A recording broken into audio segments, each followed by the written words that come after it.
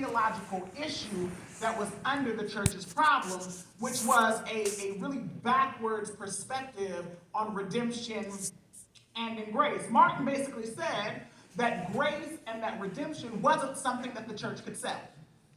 He basically told them that grace and redemption wasn't something that you had to be punished in order to get. That's called the theory of purgatory.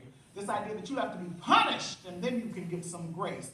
And he pushed back against that. And of course, the Pope and the Emperor, the two most powerful men at the time, did not appreciate this strong correction and challenge that Martin brought. And they certainly didn't appreciate this movement that Martin was a part of. And so eventually, they got fed up and they decided to drag, typo was good.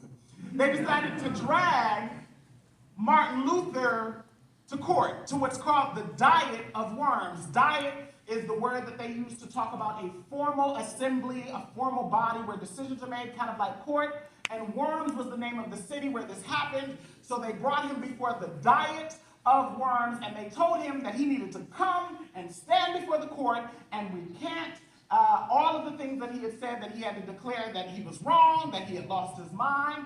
And instead, Martin Luther came in there, and he said, I ain't taking nothing back. I said what I said.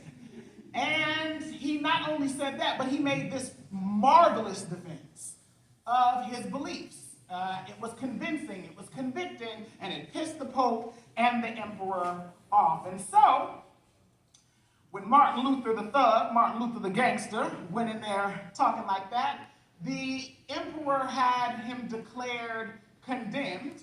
He had him declared a notorious heretic. He said that if anybody perpetuated or propagated the ideas that Martin Luther was talking about, that they could be killed too.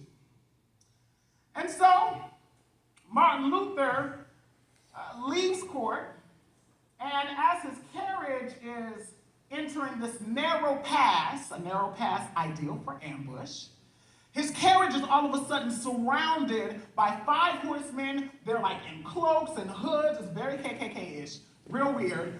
They grab him out of his carriage, they throw him on the ground, they throw a hood over his head, they put him on a horse, and they start riding.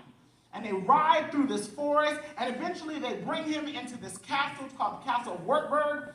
And they throw him into this castle, and he's scared half to death. He's like, yo, I know I'm about to die.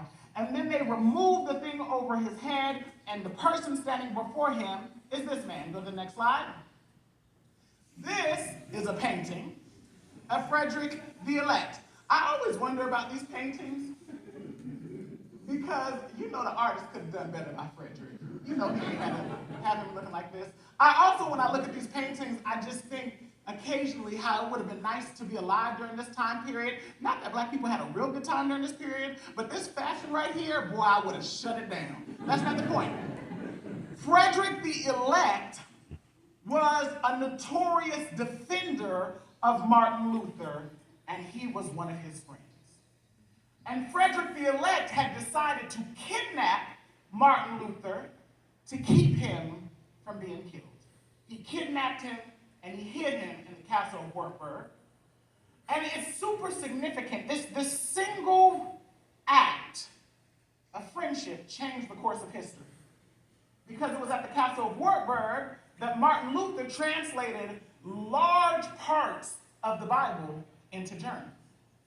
And it's there that he did a ton of his other writings, a lot of which, Jesus almost died, a lot of which influenced the modern day church today. A lot of the beliefs that we have are beliefs that were shaped by Martin Luther. Thousands of people would go on to be converted because of the writings that Luther did in this castle while he was being hidden, and because of an act of friendship, because of the power of friendship.